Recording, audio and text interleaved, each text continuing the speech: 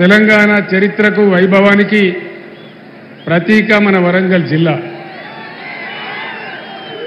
ఆనాడు ఉద్యమం జరిగే రోజుల్లో ఓరుగల్లు పోరుగల్లుగా మారితేనే కదా తెలంగాణ వచ్చింది. ఈ మట్టితో ఈ చరిత్రతో నాది విడదీయరాని బంధం. 1969 నుంచి విరామం ఎరగకుండా రాజీ పడకుండా పోరు చేసినటువంటి మన కాళోజీ మన జయశంకర్ సార్ని తలుచుకుంటే బ్రహ్మాండమైన ఉద్వేగభరితమైనటువంటి ఆవేశం వస్తుంది. సమైక్యవాదుల పాలనలో మన వరంగల్ జిల్లా అన్ని విధాలా వెనుకబడ్డది.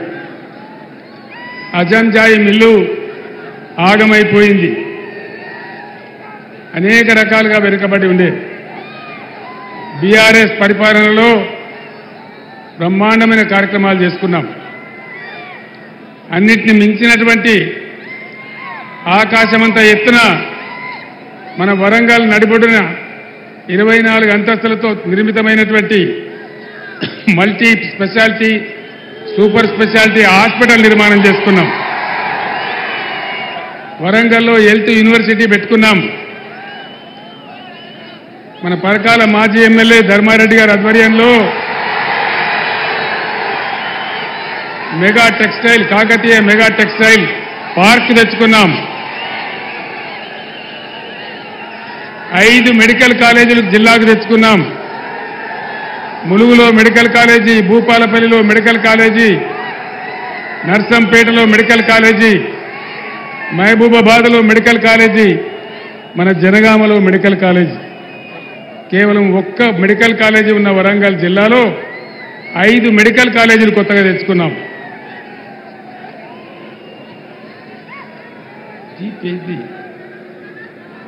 ఇవన్నీ కూడా జరిగినాయి, మీ సాక్షిగానే జరిగినాయి. కానీ ఈనాడున్న ముఖ్యమంత్రి చాలా చిత్ర విచిత్రమైన మాటలు మాట్లాడతాడు. వరంగల్కు కాళేశ్వరం నీళ్లే రాలేదు అంటాడు. మరి మన నర్సంపేటలో, భూపాలపల్లిలో, మహబూబాబాద్లో, డోర్నకల్లో, పరకాలలో, వర్ధన్నపేటలో, పాలకుర్తిలో ఎక్కడి నుంచి వచ్చినాయి నీళ్లు? అంతకుముందు కాంగ్రెస్ రాజ్యంలో శ్రీరామ్ సాగర్ స్టేజ్ 2 అని చెప్తే దశాబ్దాలు గడిచినా బొట్టు నీళ్లు రాలేదు. మీ సహకారంతో మనం తెలంగాణ సాధించుకున్న తర్వాత కష్టపడి అన్నీ కంప్లీట్ చేసి మధ్యలో కాళేశ్వరం నిర్మాణం చేస్తే వరంగల్ జిల్లాకు నీళ్లు వచ్చినాయి. బ్రహ్మాండమైన పసిడి రాసులు లాంటి పంటలు పండినాయి. పంటలు పండని చోట బ్రహ్మాండమైన పంటలు పండినాయి. అదేవిధంగా ఈ ముఖ్యమంత్రికి తెలంగాణ చరిత్ర తెలియదు, భూగోళం తెలియదు. మొన్నెక్కనో మాట్లాడుకుంటూ కృష్ణానది కూడా నేనే కట్టినా అంటాడు. ఎవడన్నా నది కడతాడా ప్రపంచంలో? కట్టినా అంటే సోషల్ మీడియాలో భయంకరంగా ట్రోలింగ్ చేసినారు వాళ్ళందరూ కూడా. ఆ విధంగా ఒకడు కూడా ఏరి కోరి మొగర్ని తెచ్చుకున్నాడు. ఒక ఆమె ఏరి కోరి మొగర్ని తెచ్చుకుంటే ఎగిరెగిరి తనిండట వాడు.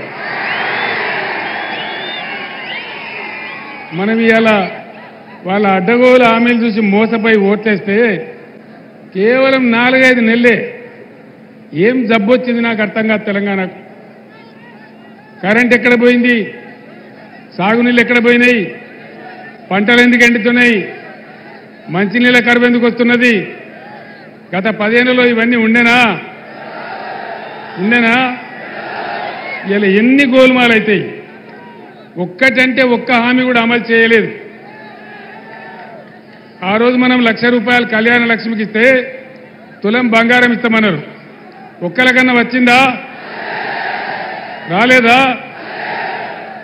రైతు బంధు అందరికి వచ్చిందా? రాలే. అయ్యా ముఖ్యమంత్రి గారు, ఇది ప్రజల మాట. నేను ప్రజల మధ్య నిలబడి మాట్లాడుతా ఉన్నా. ప్రతి మహిళకు ₹2,500 ఇస్తామన్నారు. వచ్చినాయా?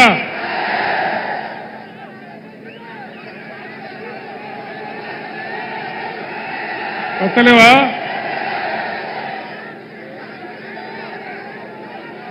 పంట పండిస్తే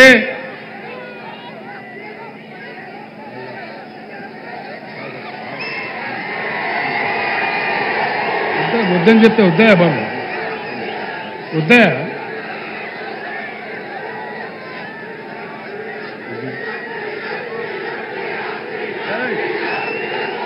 ముఖ్యమంత్రి